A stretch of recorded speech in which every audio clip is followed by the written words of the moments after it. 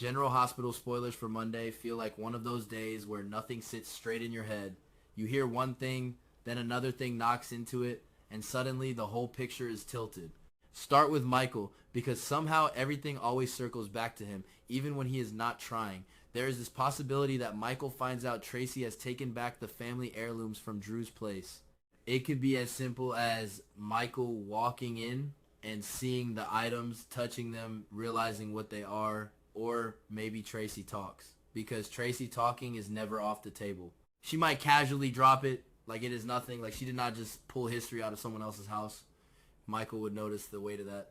These are not just objects, they are statements, they are claims. And Michael has always been sensitive to claims, to who owns what, to who deserves what. But then there is the key. That stupid little key that keeps floating around like it has its own agenda. Did Tracy accidentally discover the key she once held? The same one she gave to Martin. People remember that, or at least they should. It was part of a deal, a quiet one, the kind that sits under the table and collects dust until it becomes dangerous. Tracy never understood how that key ended up on Michael's key ring. That detail matters. It is unsettling. Tracy is not someone who likes loose ends, and this is a loose end that could unravel a lot. She might look at Michael differently once she notices it. She might ask him directly, or she might circle the question, pretending it is casual. Did you see Martin lately? Did he give you anything? Did he say my name? And that leads to suspicion. Tracy does not panic easily, but she calculates danger fast. If Michael has that key, and Tracy did not give it to him, then someone else did. That someone else might be Martin, or it might be someone using Martin, and that is where things get darker. Tracy could start to think there is a plan forming around Michael. Something sharp, something that cuts before you see it coming. Michael already has enough targets on his back. Being connected to Drew, to old grudges, to family power.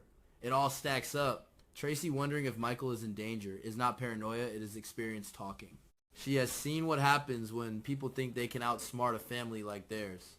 While all that is swirling, Brooke Lynn is having her own moment of realization. It is not loud, it is not dramatic, yet it is that quiet click in the back of your head when pieces line up and you wish they had not. Brooke Lynn seems to discover something, or maybe she connects dots she was avoiding. Does she know the full scope of what her husband Chase has been doing? Calling it shady might be too strong, but it is not clean either. Chase is not a villain, not really. He is more like someone who believes too easily, who thinks good intentions protect him from consequences, and that is dangerous. The person Chase should never have trusted is Willow. That is a hard truth, and maybe Chase did not want to see it. People warned him, or tried to. He ignored them. He followed his own judgment, which sometimes is brave, sometimes is foolish. Brooke Lynn, finding out what Chase has been trying to pull off, the risks he took, the alliances he formed, it would hurt. Not just anger, but disappointment, that heavier thing. She might feel like she was not part of the decision, like he stepped outside their marriage without physically leaving it. That kind of betrayal is quiet, but it echoes. Brooke Lynn is not someone who lets feelings sit politely. She will be mad. She will be hurt. She will question whether Chase listened to anyone at all, or if he just decided he knew better. And when trust cracks, even slightly, everything sounds different after that. Conversations, promises, even apologies.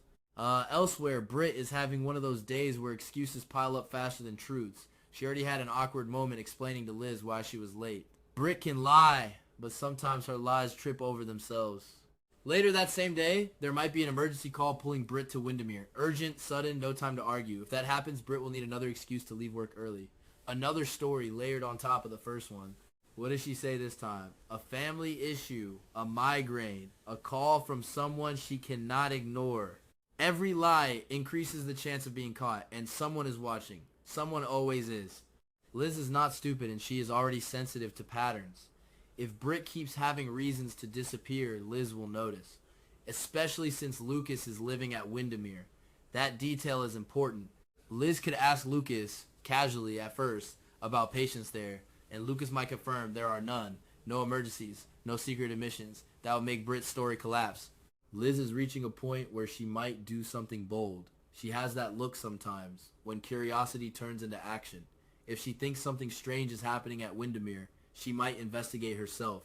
That could lead her into something far beyond what she expects. Sometimes you go looking for a small truth and you find a monster instead. Liz might uncover information that feels unreal, like it should not exist. And once you see something like that, you cannot unsee it. Dante, meanwhile, is stretched thin. Work is a mess. Internal issues at the police department do not resolve themselves, and Dante is the kind of person who feels responsible even when he should not. On top of that, family drama refuses to stay quiet. Michael is part of that web. Family, but also a suspect.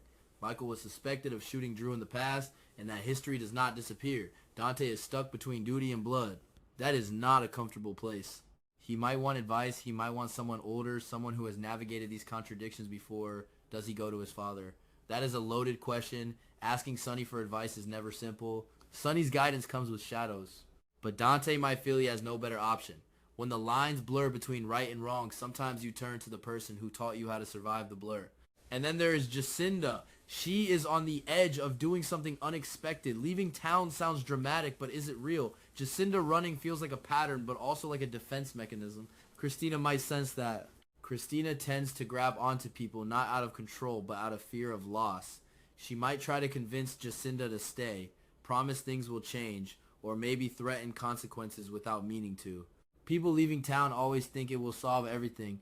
It rarely does. Jacinda considering it suggests she feels cornered or exposed. Christina pulling her back suggests unfinished business. Whatever happens there will ripple outward. Nothing in this town stays contained. And that is only the beginning of the day. The first wave of unease before everything collides. The mood does not settle as the hours drag on. Michael keeps thinking about the heirlooms, about how objects carry memory whether you want them to or not. He might replay the moment he saw them, if he did see them, the way Tracy handled them. Careful, possessive, almost tender. That could make him wonder what else Tracy is holding on to. Secrets, plans, old deals that never truly ended. The key keeps nagging at him. He might jingle his keys without realizing, feeling that small weight, not knowing why it matters yet. Tracy, on the other hand, might be watching Michael more closely than she admits. She notices how people move when they are hiding something or when they are about to be pulled into something dangerous. If she suspects Martin is involved, her mind will race through scenarios. Martin using Michael, someone using Martin, or Michael walking into a trap without even noticing the door closing behind him. Tracy has seen traps built with charm and smiles. Those are the worst ones. Brooklyn's anger does not cool quickly. She might confront Chase, or she might hold it in, letting it ferment. Sometimes silence hurts more than yelling. Chase, for his part, might genuinely believe he did the right thing. That gap between intention and impact is where relationships break. He trusted Willow, and that trust might cost him more than he imagined. Brooklyn will want to know why her voice did not matter enough to stop him. Britt's stress is starting to show. When lies stack up, they change how you speak, how you breathe. Liz might notice that too. A pause too long, an explanation too detailed. Those are tells. Liz asking Lucas is not about accusation, it is about reassurance. But if Lucas tells her there is nothing going on at Windermere medically, then Britt's excuses fall apart. That could push Liz into action. Windermere has always been a place of secrets. Empty halls feel louder than crowded ones. If Liz goes there looking for answers, she might find signs of activity that should not be there. Lights on, doors locked, or something more subtle, like a feeling of being watched. That is when curiosity turns into fear. Dante's headache is not just physical. Every report he reads, every conversation with a colleague, it all loops back to Michael and Drew.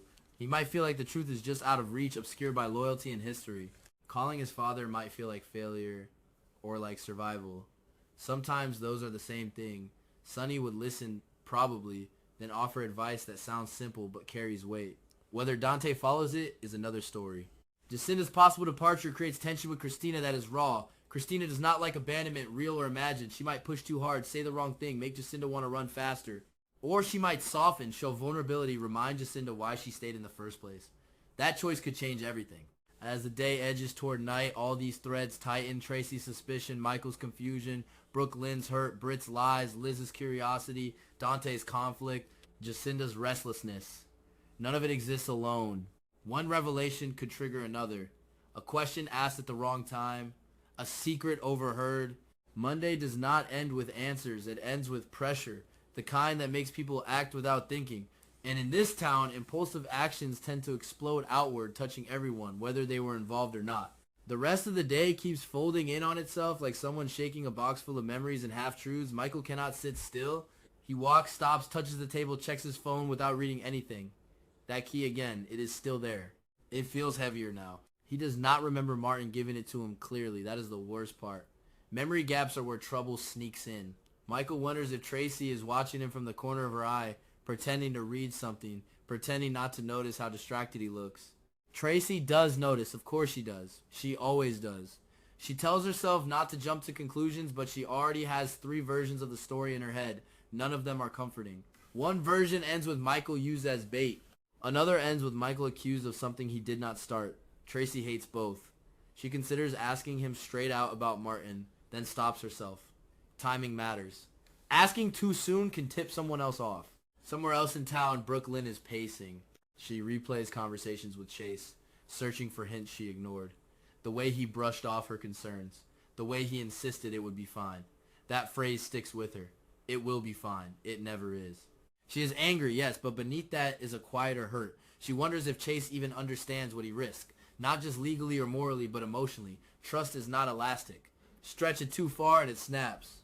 Chase, meanwhile, feels defensive without knowing why. He senses the shift in Brooke Lynn, the temperature change in the room. He wants to explain, but explanations sound weak even in his own head. He did what he thought was right. That is his shield. But shields crack when someone you love looks at you like a stranger. Britt's phone buzzes again, another message. Another push toward Windermere. She sighs, rubs her forehead, invents another reason to leave early. Her voice sounds fake even to her. Liz watches her go, arms crossed, eyes narrowed just slightly.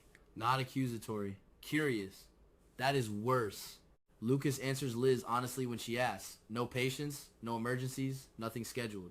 He seems puzzled by the question. Liz thanks him, smiles, but her mind is already racing. Britt lied.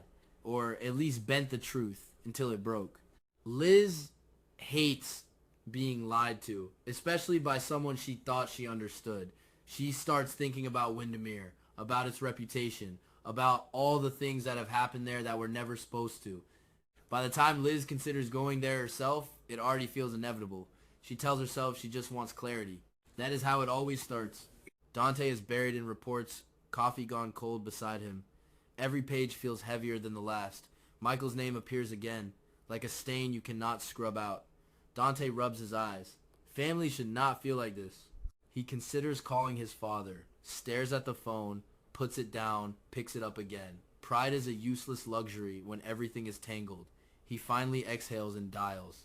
The conversation is brief, cautious. Sonny listens more than he speaks.